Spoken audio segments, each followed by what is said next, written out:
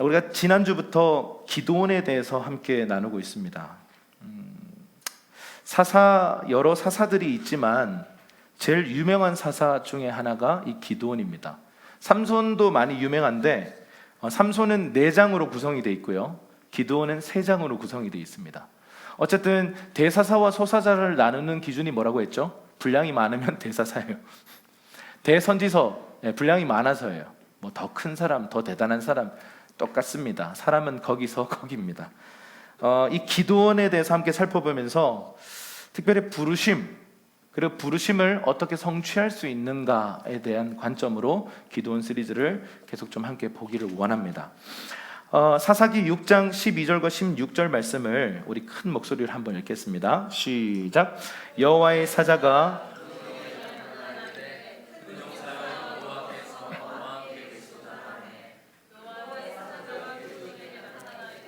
큰 용사여 여호와께서 너와 함께 계시도다. 기드온은요, 사사 시대에 나타나는 모든 사사들이 뭔가 잘 쓰임 받을 만한 사람이어서 쓰임 받은 게 아니고요, 다 그냥 엉망진창이었어요. 사사 시대 전체가 하나님을 알지 못했어요. 그냥 다 우상을 섬기는 세대였어요. 그런데 기드온을 부르셨다. 그런데 기드온의 부르심 속에 나타난 여러 가지 모습, 지난주에 살펴봤는데 연약했어요. 취약했어요. 자기 자신에 대한 자기 인식도 너무 연약한 자였고, 자기 주변 상황도 최악이었습니다. 그리고 하나님을 향한 부정적 인식들도 가득했어요. 그를 주님이 부르시니까 저는 못합니다, 저는 안 됩니다, 저는 할 수 없습니다 라고 계속해서 항변을 하는 거죠. 근데 주님이 아무런 대답 안 하세요. 내가 너와 함께 하겠다. 그리고 다시 한 번 더, 내가 너와 함께 할 테니까 너는 가서 미디안을 쳐라. 너는 큰 용사다 라고 그 안에 있는 뭔가를 집어넣는 게 아니고요, 기드온 안에 내재되어 있는 그 큰 용사를 불러내신 사건입니다. 그래서 부르심은요, 신적인 것입니다. 내가 해야지 말아야지가 아니고 그분의 그 부르심 앞에 내가 믿음으로 반응할 것인가, 순종의 발걸음을 행동으로 옮길 것인가의 문제지 할까 말까의 문제가 아닙니다. 내 존재의 문제인 거죠. 그래서 주님은 인생을 부르실 때요, 준비됐기 때문에 부른 게 아니고 그저 하나님의 때에 하나님의 뜻을 위해서 어떤 한 사람을 불러 세우시더라는 것입니다. 40세가 됐을 때 모세가 한번 민족을 위해 뭔가 해보고 싶었어요. 그래서 나섰다가 사람 하나 때려 죽이고 도망자 인생으로 전락합니다. 80세까지 광야 인생을 보냅니다. 그런데 80세 노인이 돼서 아무것도 할 수 없다고, 내 인생이 이제 끝났다 생각했던 그때에 주님이 찾아오셔서 모세야 모세야 부르십니다. 하나님의 부르심이라고 하는 것은요, 뭐 이런 것입니다 라고 말할 수 있는 어떤 것보다 더 큰 것입니다. 하나님의 부르심은요, 어떤 시대적인 부르심일 수 있고, 하나님의 부르심은 개인적인 어떤 소명을 이루는 부르심일 수 있고, 하나님의 부르심은 어떤 가정적인 것일 수 있고, 하나님의 부르심은 어떤 공동체적인 것일 수 있습니다. 그래서 이 부르심이라고 하는 카테고리는 좀 넓게 봐야 합니다. 오늘 이 기드온을 향해서 당시에 하나님을 배반하고 우상을 섬기고 하나님의 징계를 받는 이스라엘 백성들의 그 고통 속에서 울부짖는 그 울부짖음, 그 부르짖음에 대한 응답으로 주님이 사사 기드온을 부르세요. 여러분, 이방인이었으면요, 우상을 섬기든 말든 하나님 상관 안 하십니다. 시내산 언약은요, 주님과의 결혼식입니다. 시내산에서 주님의 율법을 받은 것인데 그것이 혼인사건이라고요? 예, 그렇습니다. 내가 이제 너희의 남편이 된다라고 말씀하셨어요. 여러분, 이스라엘 백성들이 우상을 섬길 때마다 주님이 말씀하신 그대로 우상을 섬기면 이런 저주가 따를 것이다 라고 했던 그 모든 저주가요, 신실하게 이스라엘에게 임해요. 근데 이방인들은요, 뭐 우상을 섬기든 하나님을 배반하든, 하나님은 사실은 언약 백성이 아니기 때문에 사실은 그것을 향해서 그냥 두십니다. 근데 이스라엘은요, 그냥 두지 않으세요. 계속해서 징계하시고 계속해서 다루시고, 어떤 경우는 고난을 보내시고 미디안이 쳐들어오게 하시고 막 이 애굽에 종살이하게 하시고, 이 모든 것들이요, 하나님이 사랑하는 자녀들, 사랑하는 그의 신부를 거룩하게 해가는 과정이다라는 것입니다. 그래서 지난주에 징비록 말씀드렸잖아요. 200년간의 조선 왕조의 그 천하 태평의 시기 때문에 선조라고 하는 최악의 왕이 등극했고, 경제 상황, 정치, 외교 모든 영역에 있어서 최악의 시대가 돼버렸어요. 전쟁이 일어날 것이다 경고의 메시지가 오는데도 아무 준비하지 않았어요. 왜요? 사람들은 200년 동안 평화의 시기를 지나면서 그냥 무사 안일주의에 빠져버린 것입니다.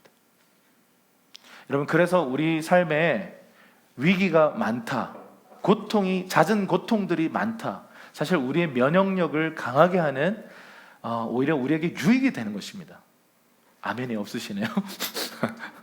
다윗이 고난이 내게 유익이다 이렇게 얘기했습니다. 야고보 사도는 고난이 오는 걸 이상히 여기지 말라, 고난이 오면 기뻐해라. 물론 우리가 그 정도의 수준까지 자라려면 조금 더 걸릴지 모르겠습니다. 고난 오면 일단은 힘들어요. 힘든 건 사실입니다. 그런데 믿음 안에서 이 고난을 통해 나를 또 어떻게 변화시키시고 성숙시키실까에 대해서 생각해 하면서 고난을 맞이해 보셨습니까? 아니면 고난 막 당하면서 원망하고 불평하고 그걸로 계속 끝나는 실패의 악순환에 들어가고 있지는 않습니까? 오늘 기도원 시리즈를 하면서 우리가 하나님이 우리에게 주신, 이 기도원에게 주신 미디안을 치고 이스라엘을 구원해라라고 하는 이 거대한 부르심과 사명 앞에 어떻게 이 부르심과 사명을 이룰 것인가, 첫 스텝은 어떻게 밟아야 하는가에 대해서 함께 살펴보겠습니다. 사사기 6장 17절과 또 22절에서 24절입니다. 한번 우리 쭉 읽겠습니다. 시작. 기드온이 그에게 대답하되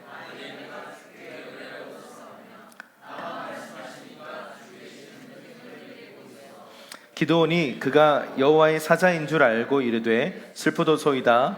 주 여호와여, 내가 여호와의 사자를 대면하여 보았나이다 하니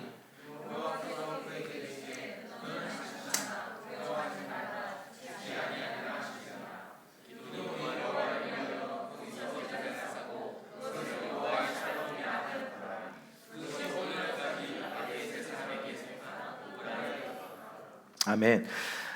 기드온이 계속해서 막 이렇게 그 하나님의 부르심 앞에서 과거의 부정적 메시지와 현실이 주는 한계와 두려움 앞에서 나는 못합니다라고 계속 이렇게 항변을 늘어놨습니다. 그러면서 한 가지 요청을 해요. 그러면 사인을 보여주세요. 표징을 보여주세요라고 지금 부탁을 합니다. 이 여호와의 천사에게 부탁을 했죠. 그러니까 이제 제가 중약을 했는데 어떤 일을 했냐면 염소 새끼와 무교병과 이게 몇몇 이 음식들을 가지고 가서 이 제단 위에 올려놓습니다. 근데 이 여호와의 천사가 이렇게 되자마자 불로 이렇게 타오르는 사건. 다시 말하면 요게 이제 성경을 이제 읽어본 분들은 이제 모세 사건과 엘리야의 사건과 이런 것들이 뭔가 의미가 이렇게 연결되어 있구나라고 느껴질 정도로 비슷한 이야기들로 전개가 됩니다. 어쨌든 이 제물을 주님이 받아들이시는 어떤 표징이 나타나요. 불로 이 제물을 사르셨거든요. 아, 정말 여호와의 천사구나. 여호와의 천사인 걸 딱 알자마자 22절에 기드온이 슬퍼합니다. 왜요? 내가 여호와의 천사를 만났습니다. 여러분, 여호와의 천사를 만나면 죽는 줄 알았어요. 그러니까 하나님에 대한 지식, 하나님에 대한 오해, 하나님에 대한 어떤 잘못된 정보가 참 많았어요. 근데 이 여호와의 천사를 딱 만나자마자 죽는 줄 알고 깜짝 놀라서 막 슬퍼하는데 무슨 얘기를 해요? 23절 한번 읽어볼게요. 시작. 여호와께서 그에게 이르시되 너는 안심하라, 두려워하지 말라, 죽지 아니하리라. 그러니까 죽을 줄 알고 막 슬퍼하는데 두려워하지 말라, 안심하라, 너 안 죽는다. 여러분, 이 얘기를 듣고요, 주님을 위해서 제단을 쌓고 예배를 해요. 그리고 그 제단의 이름을 여호와 샬롬이라고 부릅니다.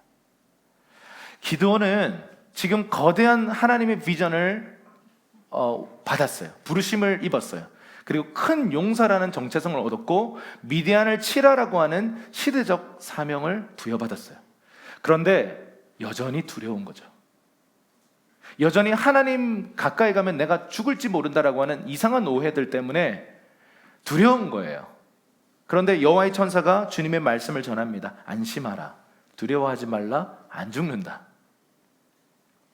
이 하나님의 음성이요, 우리에게 필요합니다. 여러분, 우리 너무 당연한 얘기 아니에요? 너무 뻔한 얘기 아니에요? 여러분, 하나님의 음성은요, 너무 뻔한 얘기들이 대부분이에요. 내가 너를 사랑한다. 내가 너를 안다. 뭐 이런 내용들이에요. 대부분요. 뭐 특별한 뭐 이번 주에 로또를 사라. 뭐 이런 음성 들으신 분 계시면 그렇게 말씀하시지는 않으세요. 물론 어떤 때는 구체적으로 어떤 전략을 말씀하시죠. 그런데 대부분은요, 내가 아는 얘기예요. 근데 내가 아는 뻔한 얘기인데 하나님의 음성은 권위 있고 권세 있고 능력이 있어서요, 내 아픔과 내 모든 상처를요 치료하고 위로하십니다. 그래서 믿음은 어디서부터 나요? 들음으로부터 난다는 거죠. 그리스도의 말씀을 우리가 들을 때 믿음이 생겨난다는 거예요. 여러분, 우리가 성경 이 66권이라고 하는 두꺼운 성경을 갖고 있지만 왜 우리가 이 성경을 누리지를 못할까?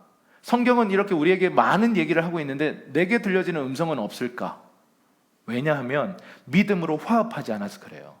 이 작업을 성령님이 하시는 거죠. 성령님이 믿음을 불러일으켜서 그 믿음을 통해서 2000년 전에 이미 이루신 십자가 사건의 그 은혜를 적용시키시는 거예요. 그래서 여러분, 이 믿음이라고 하는 것이 없으면 우리의 삶에 아무것도 일어나지 않습니다. 오늘 이 주님의 음성을 들은 기드온이, 주님은 평화이시다라고 하는 이 뜻입니다. 여호와 샬롬이 주님은 평화이시다, 평강이시다.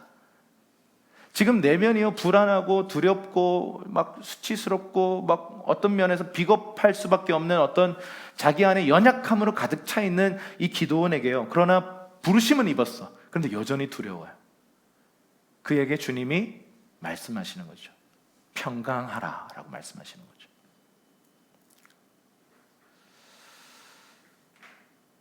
그러면서 하나님과의 이 만남, 하나님과의 만남은 항상 하나님의 음성과 연결되어 있거든요. 예배의 본질을 이렇게 늘 얘기하다 보니까 하나님과의 그 만남, 예배의 본질은 하나님과의 만남인데 그분의 임재가 나타나면 항상 그분의 말씀이 풀어져요. 그 지성소의 그 법궤 위에 뚜껑이 있는 속죄소가요, 두 가지 기능, 두 가지의 역할을 하겠다라고 출애굽기에 주님 약속하시는데, 하나는 내가 여기서 너희를 만나겠다. 그리고 내가 여기서 이스라엘에게 말하겠다.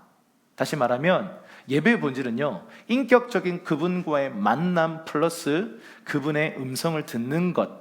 사실 여기서 더 엄밀하게 말하면 거기에 반응하는 것이에요. 그래서 이 하나님의 임재를 경험하고 그분의 말씀을 듣는 것은요, 그냥 따로 떼어놓는 게 아니라 하나인 것입니다. 그분은 임재하시면 그분 말씀하세요. 그것을 내가 믿음으로 아멘하고 예스하고 내가 믿음의 발걸음을 딱 떼기 시작할 때 그분이 일하시는 것입니다. 이것이 영적인 원리입니다. 여호와 샬롬이라고 하는 이 제단을 쌓게 됩니다. 근데 이게 주님이 부활하신 후에 두려워하고 있는 제자들에게 나타나셔서 첫 마디로 이렇게 말씀하셨어요. 한번 읽어볼까요? 시작. 너희에게 평강이 있을지어다. 네. 주님이 십자가 사건 이후에 사라지셨다가 3일 만에 부활하시고 나서 갑자기 제자들에게 툭 튀어나와요. 벽을 뚫고 나왔어요. 이때 부활의 몸을 입으시고 벽을 뚫고 나오셔서 더 무서워졌어요. 근데 평안하라 이렇게 말씀하신 거죠. 우리 옆 사람에게 한번 얘기해 주실까요? 평안하라 한번 얘기해 주시죠.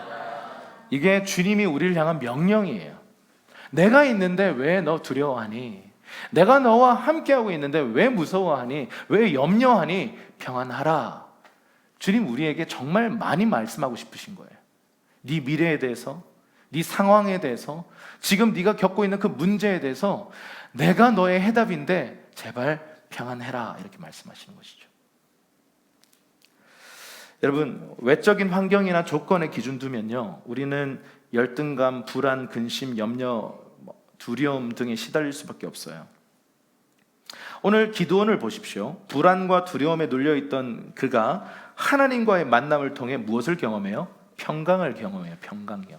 여러분, 하나님을 만나면 가장 첫 번째, 그분이 하나님인가를 우리가 분별할 수 있는 첫 번째 기준, 평강이 있는가요?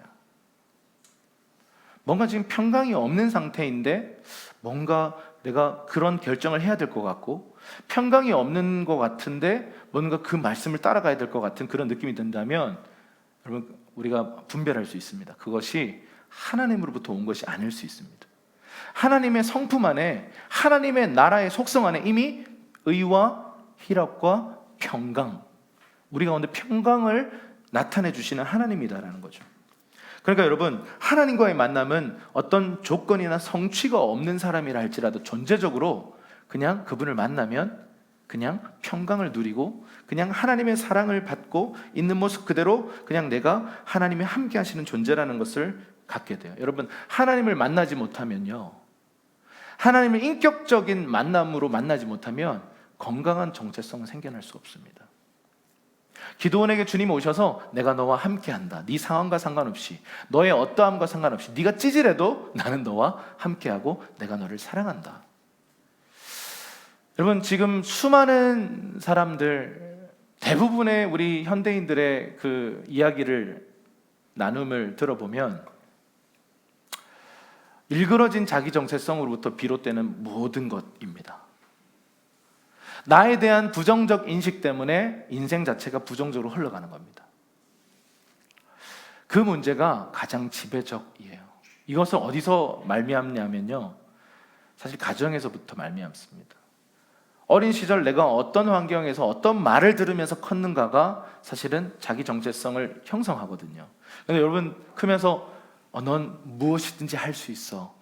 넌 정말 사랑받기 위해 태어난 존재야. 넌 정말 있는 모습 그대로 소중하고 아름다워 라고 하는 이 하나님의 음성이 충분히 들려주셨습니까? 아니면 반대의 말, 네가 하는 게 다 그렇지 뭐, 난 못해, 넌 사고뭉치야, 뭐 또 어떤 거 있습니까? 넌 또라이야, 뭐 이런 거. 수많은 우리를 비하하고 비난하는 말들, 그리고 우리의 존재를 묶어버리는 말들, 뭐 우리의 외모를 깎아내리는 말들, 뭐 그런 것들요. 희한하게 이 초등학생들 보면요, 특히 중학생 남자들이 좀 그런 게 많은데 초딩 5, 6학년 남자들도 좀 무섭거든요. 근데 중학생이 되면서 더 난폭해지는 경향을 갖습니다. 근데 말이 너무 난폭해져요. 그래서 그 말의 대부분의 이야기가 다른 사람의 외모를 이렇게 공격하는, 그리고 누군가의 뭐 지능을 이렇게 공격하는 이런 말들을 정말 서스럼 없이 내뱉더라고요. 그 얘기를요, 아무리 뭐 성령 충만한 아이들도 거기 앉아 있으면요, 수많은 욕설과 그런 저주의 말과 막 부정적인 말들을 막 쏟아놓는 그 현장에 그냥 1년, 2년, 3년 다니다 보면 영향을 받는 거죠. 우리가 이보다 더 많은 하나님의 음성, 축복의 말과 긍정의 말과 서로의 가능성을 불러내주는 말들을 들어야 하는데, 반대되는 말들을 너무 많이 들으니까 우리 인생은 그 반대 방향으로 가는 것입니다. 근데 여러분, 우리가 옆에서 말해줄 수 있어요. 넌 할 수 있어. 넌 아름다운 존재야. 그런데 여러분, 이건 한계가 있어요. 하나님의 음성을 들어야 돼요. 하늘의 그 권위 있는 음성을 우리가 들을 때요, 내가 정말 아름답구나, 이게 깨달아져요. 옆에서 아름답다 그러면요, 듣기는 좋은데 아니야, 내 안에 있는 어떤 것이요 딱 받아칩니다. 여러분, 이 기드온이 부르심은 받았고 뭔가 하나님의 길에 나서려고 뭔가 채비는 했는데 너무 두려운 거예요. 오늘 이 여호와 샬롬의 제단에서 그분을 만나는 사건이 없었다면 기드온은 달려가지 못했습니다. 자신 안에 깨어진 평강의 문제를 주님이 다시 회복시키셔서 평강을 허락하시는 거죠. 샬롬을 허락하시는 거죠. 여러분 안에 샬롬이 있으십니까? 코로나 상황이 또 막 우리의 수입이 줄어들고 상황이 어려워지고 뭔가 미래가 불투명해지고 뭔가 어떤 분들은 진짜 그게 극심한 상태에 들어가기도 하는데, 외적인 조건과 성취에 내가 기준 두면요, 우리는 평강 못 누립니다. 그런데 그것과 상관없이 하나님을 만남으로 말미암아 하나님이 나와 함께 하시기 때문에 평강을 누리고 샬롬을 누린다. 이것이요, 건강한 자기 정체성을 낳는 시작점입니다. 오늘 부르심을 이루기 위한 정말 첫걸음을 떼기 전에 제자리 걸음, 뭐냐면 건강한 자기 인식이에요. 나 자신과 샬롬을 누리는 것입니다. 요즘 나 자신과 좀 친하십니까? 나 자신이랑 좀 사이가 안 좋으십니까? 여러분 이 말이 좀 이상하게 들릴지 모르는데 진짜 이게 중요한 얘기입니다. 요즘 나 자신이랑 사이가 안 좋은 사람들이 있어요. 내가 싫은 거예요. 자기 비난이라고 하죠. 난 이거밖에 안 돼. 뭐 이런 자기 자신을 스스로 저주까지 하는 사람들도 많이 봤어요. 막 저주의 말을 막 늘어놓는 거죠. 인간이 만들어 놓은 조건은 결코 샬롬을 줄 수 없습니다. 하나님만이 우리에게 샬롬을 주시는 분이십니다. 우리 옆 사람에게 샬롬 한번 얘기해 주시죠. 자, 우리 두 번째, 기드온이 두 번째 단계로 어떤 일을 하냐면요, 사사기 6장 25절에서 27절까지 말씀 한번 읽어보겠습니다. 시작. 그날 밤에 여호와께서 기드온에게 이르시되 내 아버지에게 있는 수소 곧 7년 된 둘째 수소를 끌어오고 내 아버지에게 있는 바알의 제단을 헐며 그 곁에 아세라상을 찍고 또 이 산성 꼭대기에 내 하나님 여호와를 위하여 규례대로 한 제단을 쌓고 그 둘째 수소를 잡아 내가 찍은 아세라 나무로 번제를 드릴지니라 하시니라. 이에 기드온이 종 10사람을 데리고 여호와께서 그에게 말씀하신 대로 행하되 그의 아버지의 가문과 그 성읍 사람들을 두려워함으로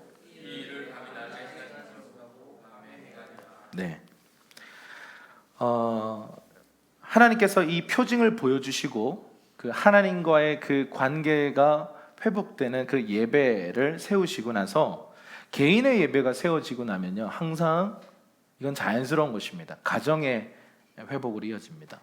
가정의 예배 회복으로 이어지는데, 여러분 이 예배가 회복되기 위해서, 가정이 회복되기 위해서 가장 먼저 주님이 다루시는 것은 항상 우상입니다. 가정 안에 있는 우상들, 가문 안에 흘러내려오고 있는 우상들을 찍어라. 여러분 기드온이라고 하는 이 기드온이라고 하는 단어가 무슨 뜻이냐면 찍어내다라는 뜻이에요. 도끼로 자르다 이런 뜻입니다. 이 기드온은 그 이름대로 부르심을 받아요. 아세라는 목상이거든요. 나무로 만든 신상이거든요. 이 바알의 제단을 무너뜨리고 아세라 목상을 도끼로 찍어라 이렇게 말씀하신 것입니다. 여기 보면 7년 된 둘째 수소를 끌고 와라 이렇게 얘기하는데, 둘째 수소라고 해서 두 마리구나, 아닙니다. 두 마리 아니고 한 마리인데, 왜 둘째인가?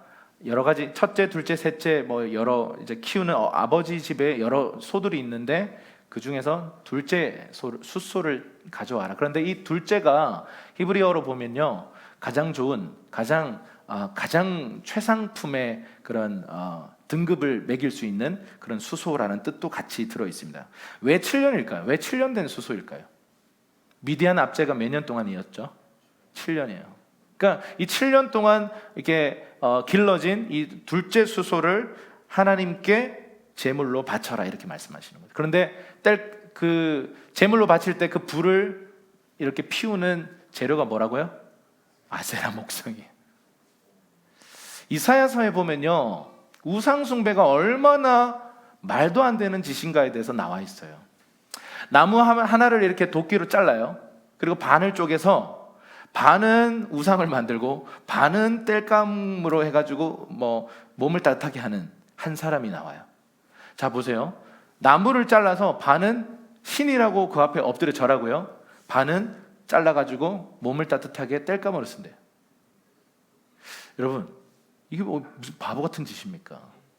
돌을 깎아가지고 이렇게 막 멋있게 조각해서 그게 신이라고 그 앞에 절해요. 여기 올라가 보시면 구경할 수 있습니다. 아시아 최대 석상도 저기 있고 뭐 모자를 쓰신 분도 계세요. 다양한 분들이 계신데 한번 가서 보세요. 그 앞에요 막 108번 막 절해요. 여러분 108번 108배이고 우습게 볼 거 아닙니다. 하다가 허리 나가요. 근데요, 그 지성이면 감천이다 이런 말 있잖아요. 지극정성을 다하면 하늘도 감동해서 응답하실 것이다. 여러분 이게 기독교 안에도 너무 많이 들어와 있어서 이게 기독교로 둔갑해 있는데, 믿음으로 기도하고 그분의 뜻대로 기도해야 응답되지 지성이면 감천 아닙니다.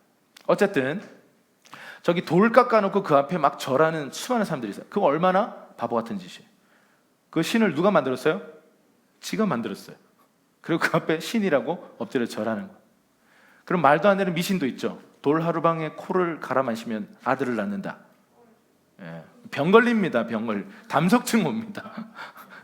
그 말도 안 되는 그런 미신들과 우상 숭배들이 사실은 우리 역사 가운데 너무 많아요. 여러분 지금 생각해 보세요. 막 아무것도 아닌 바알 제단, 그리고 이 아세라 이 목상, 이거를요 주님을 예배하는 것에 땔감으로 쓰는 거예요. 근데 이게 보통 부르심이 아니에요. 이게 여러분 여기 보면 아버지 집에 있는 바알의 제단 이렇게 되어 있거든요. 이걸 통해서 알 수 있는 건 뭐냐면 그 마을에 이 바알 숭배의 중심지는 기드온 집이에요. 그 특별히 기드온 아버님이 이 바알 숭배의 어떤 그 중심에 서 있는 분이고, 이거 가지고 사실은 돈을 좀 많이 번 분이에요. 근데 그의 아들이 찍는 자라고 하는 이름을 가진 기드온이 그거 다 찍어버린 거예요. 그리고는 불태워서 여호와께 제사를 드리는 사건이 지금 일어났고, 이 사건이 마을 사람들에게 먼저 알려져서 난리가 나죠. 근데 이게 여러분 기드온이 아직 어떤 상태냐면 대낮에는 이런 일을 못하고 언제 했다고요? 한밤중에 했는데 그 이유가 뭐예요? 두려워서. 사람들에 대한 두려움 때문에 내가 혹시나 잘못되는 거 아닌가, 이런 두려움 때문에 지금 한밤중에 지금 이 일을 하는 것입니다. 여러분 이 일이 과연 쉬운 일일까요? 우리는 지금 쉽게 두려워하는, 아유 기도원 두렵구나, 아유 이거 아닙니다. 이거 되게 어려운 일이에요. 아버지의 수입, 그리고 동네의 모든 마을 사람들이 숭배하는 그 제단을 헐었다? 잘못하면 죽는 거예요. 사도 바울도 그 아데미 여신 그 숭배자들한테 죽임을 당할 뻔했잖아요. 네, 어쨌든 이게 두려운 일입니다. 굉장히 어려운 일인데, 여러분 생각해 보세요. 나 혼자 예수 믿는데, 막 불교가 센 집안에서 예수 믿는 것도 힘든데 가정에 우상의 제단을 헐어라. 신주단지 막 다 깨부수고, 막 부적 다 떼고, 막 베개 안에 들었는 부적 다 태워버리고, 어떻게 될까요? 경험이 있으십니까? 죽도록 맞죠. 호적에서 파일지도 몰라요. 일단 예수 믿으면 제사 안 지내는 것 때문에 일단 우리 한국에서는 되게 많은 핍박들이 있었습니다.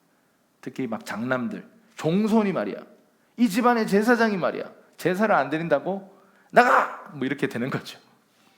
여러분 이런 마찰들을 피할 수 없다라는 것이죠.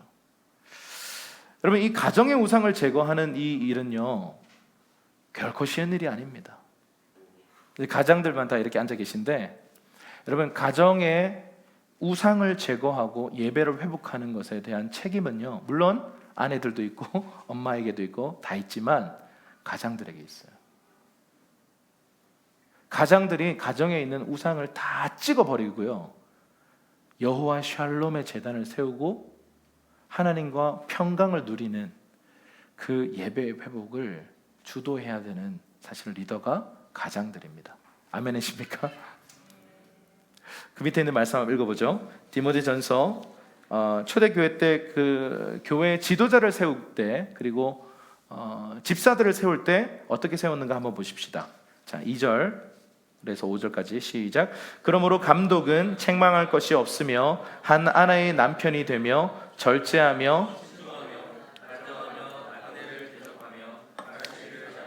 술을 즐기지 아니하며 구타하지 아니하며 오직 관용하여 다투지 아니하며 돈을 사랑하지 아니하며 자기 집을 잘 다스려 자녀들로 모든 공손함으로 복종하게 하는 자라야 할지며, 사람이 자기 집을 다스릴 줄 알지 못하면 어찌 하나님의 교회를 돌보리요. 집사들은 한 아내의 남편이 되어 자녀와 자기 집을 잘 다스리는 자일지니. 여기 중요한 부분이 한 아내의 남편입니다. 경건한 다음 세대들을, 자녀들을 둔 사람들, 그리고 자기 집을 잘 다스리는 사람을 리더로 세워야 된다라고 말씀하는 것이죠. 특별히 교회에 세워지는 모든 직분자들을 향해서 자기 집을 잘 다스리는 사람을 세워야 된다 이렇게 얘기해요. 그래서 여러분 이 가정의 어떤 관계 회복은요 어떤 우리의 부르심을 시작하는 것의 시작점이에요. 특별히 부부라고 하는 이 부르심은요 정말 특별한 비밀이 있는 부르심인데, 너무 다르잖아요. 남자 여자가 너무 다르고 기질도 너무 다르고 서로 원하는 것도 다를 때가 있고 뭐 닮은 것도 있지만, 근데 그 관계 안에서 연합을 경험하지 못한 사람들은요, 사실은 우리가 또 다른 연합을 경험할 수 과연 있을까요? 비슷한 걸 흉내낼 수는 있는데요, 본질적 연합은 우리가 경험하지 못할 가능성이 높습니다. 물론 정말 어떤 배우자의 관계가 아주 특별한 어떤 아주 독특한 상황에서 그것이 어려울 수도 있겠죠. 그런데 대부분은요, 주님이 남자와 여자를 한 몸으로 부르시고 나서 가정으로 부르시고 이 두 사람이 연합되는 과정을 통해서 이 한 사람 각 사람들요 성숙시켜 나가세요. 그러니까 결혼은 너무 지나친 의미를 부여하는 것도 성경은 별로 권하지 않습니다. 사실은 주님 나라의 그 영원에 들어가면요, 이 모든 관계들이 해제돼요. 배우자 관계, 부모 자식 관계가 다 해제돼요. 그리고 그냥 이 인류 전체가 가족이 되어서 그냥 뭐 특별한 관계 이런 개념보다는 정말 완전한 하나된 관계가 되어서 인류가 이제 영원을 살아가게 될 것입니다. 근데 너무 지나치게 가정에 대해서도 의미 부여를 지나치게 할 필요도 없지만, 요즘은 가정에 대해서 너무 의미 부여가 없어지는 시대니까 성경이 말하는 가정에 대한 가치를 우리는 더 세워야겠죠. 가정을 점점 해체하는 문화예요. 가정 없어도 된다, 결혼 안 해도 된다, 뭐 이런 가치들이 점점 많이 늘어나고 있습니다. 여러분, 배우자가 서로 너무 다르지만 사랑이라고 하는 이름, 여러분 사랑은, 감정적인 사랑은 얼마 못 갑니다. 호르몬이 끊어집니다.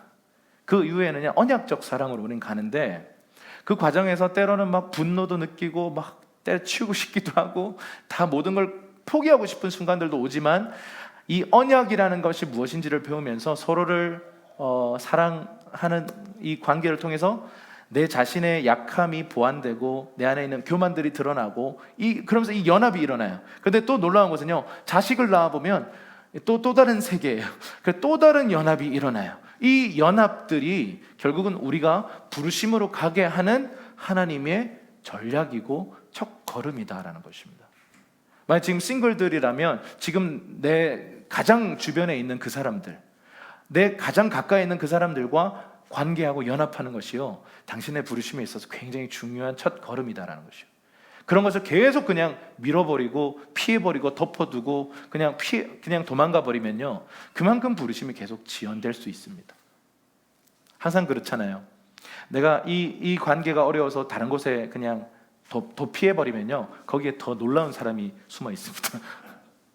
짠 이러면서 나타나는데 헐, 더 강력한 분들이 막 등장합니다.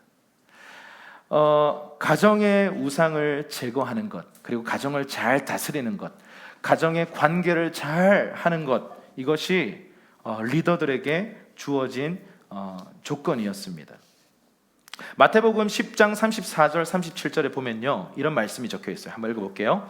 시작. 내가 세상에 화평을 주러 온 줄로 생각하지 말라. 화평이 아니요 검을 주러 왔노라. 내가 온 것은 사람이 그 아버지와 딸이 어머니와 며느리가 시어머니와 불화하게 하려 함이니, 사람의 원수가 자기 집안 식구리라. 아버지나 어머니를 나보다 더 사랑하는 자는 내게 합당하지 아니하고, 아들이나 딸을 나보다 더 사랑하는 자도 내게 합당하지. 그러니까 이 말씀이 되게 좀 반대잖아요. 서로 사랑하라, 뭐 연합해라, 뭐 이래놓고는 갑자기 싸워라 이렇게 얘기하잖아요. 이게 뭐냐면 거룩한 불화예요. 진정한 하나님이 통치하시는 가정이 되고 진정한 하나님이 다스리시는 영역이 되려면요, 거룩한 불화를 통과해야 돼요. 그 어떤 상황에서 여러분, 우리가 하나님의 뜻, 하나님의 말씀이 선행되어야 합니다. 하나님의 뜻과 하나님의 말씀보다 선행되는 모든 관계가 우상이에요.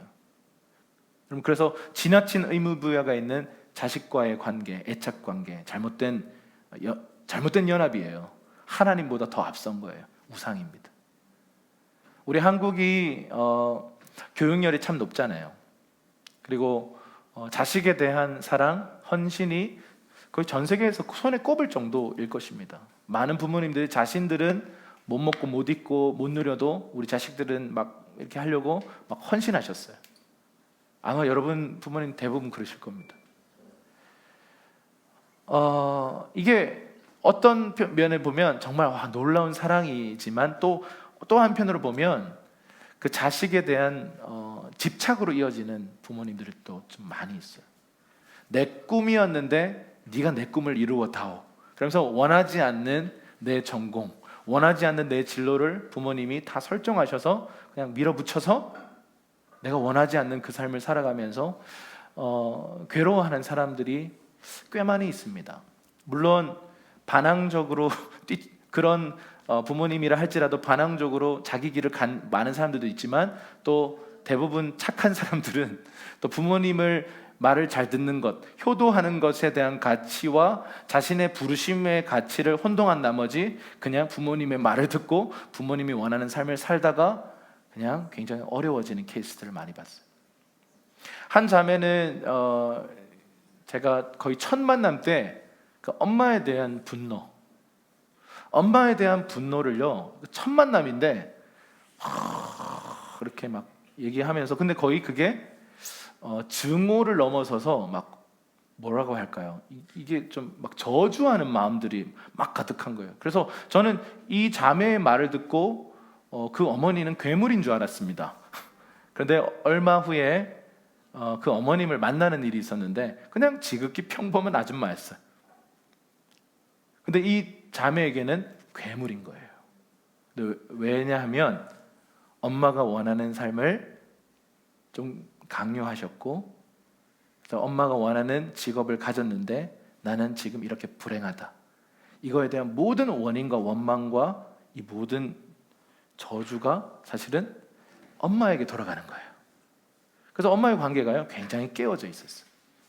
물론 제가 2년 3년 이 자매가 엄마와 어떻게 관계를 회복하는지를 지켜볼 수 있었는데, 근데 이 엄마에 대한 분노와 증오와 저주가요 도를 넘을 정도였어요. 근데 여러분, 이런 일들이 너무 많이 일어나고 있습니다. 이것이 물론 부모가 자식을 우상처럼 막 떠받들고 막 그렇게 하는 경우도 있지만, 또 반대로 자식이 부모를 우상처럼 떠받드는 경우도 있고, 또 어떤 경우는 수많은, 여러분, 모든 것이 우상이 될 수 있어요. 글로리어스가 우상이 될 수도 있고, 우리가 하는 이 음악이 우상이 될 수도 있고, 여러 가지 의미에서 모든 것이 다 우상이 될 수 있습니다. 그래서 여러분, 이 거룩한 불화, 거룩한 전쟁이 우리의 삶에 필요합니다. 이건 개인적으로도 그렇고 가정적으로도 그렇습니다. 이 거룩한 전쟁 없는 샬롬은 없습니다. 이 거룩한 전쟁을 통해서 하나님의 샬롬이 회복되는 것입니다. 그래서 가정을 잘 다스리는 일에는 좋은 관계로 잘 회복하는 것이 최종적인 것이지만, 사실은 이 거룩한 불화 과정이 필요하다라는 것이죠. 먼저 하나님의 나라와 그의 의를 구하라, 이렇게 주님 말씀하셨잖아요. 이 모든 것이 이 기초 위에다가 모든 관계와 모든 일들을 쌓아 나가야 된다는 것입니다. 여러분이 지금 떠오르는 여러분의 삶의 영역, 가정의 영역에 있는 우상은 무엇입니까? 그것이 돈일 수도 있고, 어떤 일일 수도 있고, 어떤 중독일 수도 있고, 또 어떤 관계일 수도 있습니다. 그거 다양해요. 사람마다 다 다릅니다. 자기 자신이 우상인 사람들도 참 많아요. 나 자신요. 그래서 이 모든 것들을 주님이 찍어버려라, 이렇게 말씀하시는 거예요. 찍어버려라. 그 하나님이 부르신 그 부르심을 가려면요, 이걸 찍어버려야 돼요. 내 안에 있는 평강을 깨는 그 모든 것들을 찍어버리고요, 내 가정과 내 삶의 영역 속에 있는 이 모든 우상들을 찍어버리는 이 거룩한 불화. 여러분, 이 과정을 통해서 기드온은 어떤 새로운 이름을 하나 얻습니다. 한번 따라할까요? 여룻바알. 여룻바알이라고 하는 이름을 얻는데요, 어떤 뜻인지 좀 살펴보겠습니다. 사사기 6장 28절에서 32절입니다. 시작. 그 성읍 사람들이 아침에 일찍이 일어나 본즉 새로 쌓은 제단 위에 그 둘째 수소를 드렸는지라. 서로 물어 이르되 이것이 누구의 소행인가 하고, 그들이 제 아들 기드온이 이를 행하였도다 하고, 성읍 사람들이 요스에게 이르되 그 아들을 끌어내라. 그는 당연히 죽을지니 그는 바알의 제단을 파괴하고 그 곁에 아세라를 찍었음이라 하니 요아스가 자기를 둘러싼 모든 자에게 이르되 너희가 바알을 위하여 다투느냐 너희가 바알을 구원하겠느냐 그를 위하여 다투는 자는 아침까지 죽임을 당하리라. 바알이 과연 신일진데 그의 제단을 파괴하였은즉 그가 자신을 위해 다툴 것이니라 하니라. 그날에 기드온을 여룹바알이라 불렀으니 이는 그가 바알의 제단을 파괴하였으므로 바알이 그와 더불어 다툴 것이라 함이었더라. 아멘. 바알의 제단을 무너뜨리고 이 아세라 목상이 찍혀버린 이 사건 때문에 동네 사람들이 다 분노합니다. 그러면서 이 범인이 누군지를 찾았는데 기드온이라고 하는 거죠. 근데 이 부분에 대해서 누가 지금 보호하고 나서죠? 기드온의 아버지 요아스가 지금 보호하는 거죠. 이 모든 것의 주동자가 누구라고요? 기드온 아버지 요아스예요. 근데 아들이 죽게 생겼으니까 일단 아들을 보호하려고 하는 이 부성애가 나타나는 것입니다. 그러면서 이런 말을 해요. 자, 임기응변 속에 하나님의 예언이 담겨 있어요. 너희가 바알을 구원하겠느냐? 바알은 신이잖아. 그런데 너희가 바알을 구원하겠느냐? 너희가 바알을 대신해서 싸우겠느냐? 바알이 정말 신이라면 바알이 기드온과 싸울 것이다 라고 하면서 이 말의 뉘앙스를 가만히 보면 이 아버지 요아스는요 바알을 그렇게 신뢰하고 충성스럽게 믿는 것이 아님을 볼 수 있어요. 근데 단순히 사실은요 이때 당시에 이런 어떤 종교적인 어떤 중심에 있는 가문들이 돈을 많이 벌어요. 금전적인 문제가 같이 걸려 있어요. 특별히 바알 숭배는 이 바알과 아세라 숭배는 이 풍요의 신, 다산의 신, 비를 내리게 하는 농사의 신이에요. 그래서 이게 굉장히 좀 이상한 종교입니다. 다시 말하면 돈을 사랑하는 종교예요. 그래서 이 바알 숭배는 항상 음란과 돈을 사랑함이 항상 붙어 있어요. 돈을 때문에 사실은 하나님이 아닌 므낫세 지파이지만 이스라엘 백성이지만 하나님이 아닌 바알 숭배에 몸담고 있었던 사람이에요. 지금 자식이 위험해지니까 막 튀어나오는 거예요. 임기응변으로 막 튀어나오는데 아주 지혜가 있던 어른이었던 것 같아요. 그래서 이 마을 사람들이 기드온을 죽이지 못하도록 변론을 딱 하고 이 변론 임기응변 속에서 여룹바알이라고 하는 독특한 이름, 기드온을 향한 새로운 이름이 주어집니다. 이게 무슨 뜻이냐면 바알과 다투는 자라는 뜻이에요. 기드온 안 죽고 쭉 계속 가거든요.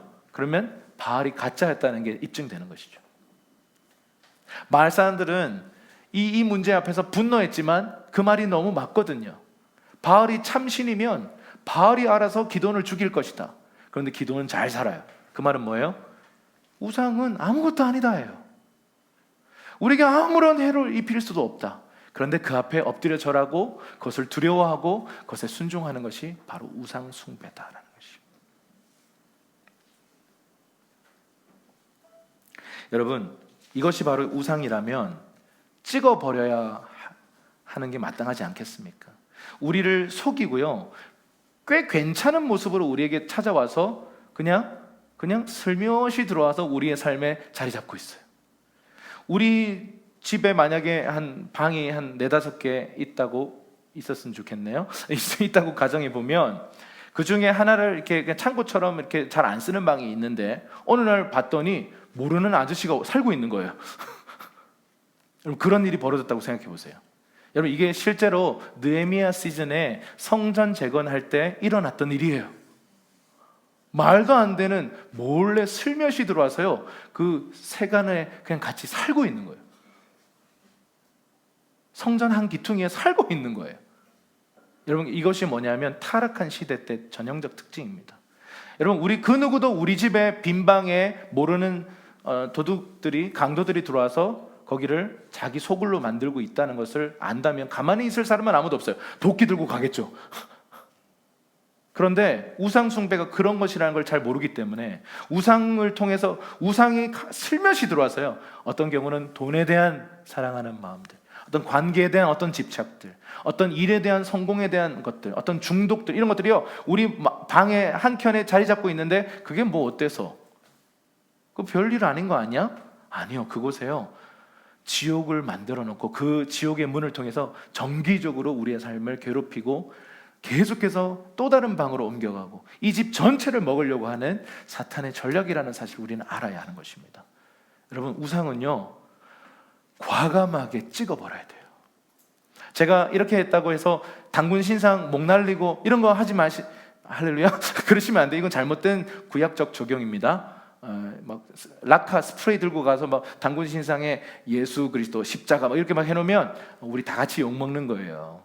그렇게 하라는 게 아니라 정말 우리의 삶에 허용해 왔던 그 우상들을요, 과감하게 단호하게 잘라버리라는 것입니다. 아멘이십니까?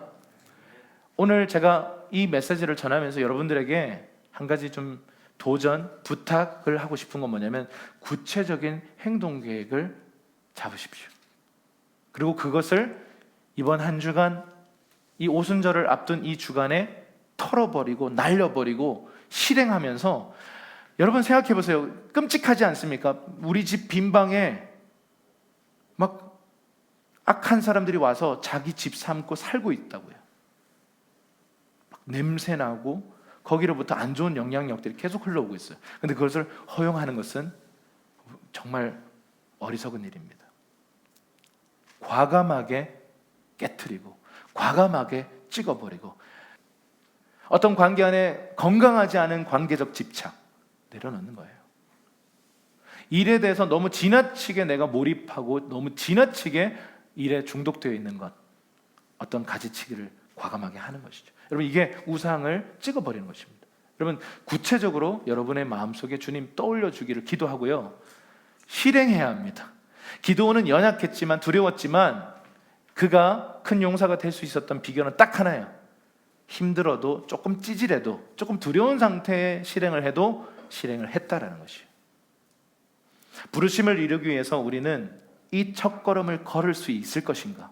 내 안에 있는 나를 두렵게 하는 모든 것들을 찍어버리고 우리의 삶의 주변, 가정에 있는 이 모든 바알의 제단과 아세라의 이 모든 영향력들을 끊을 수 있을 것인가?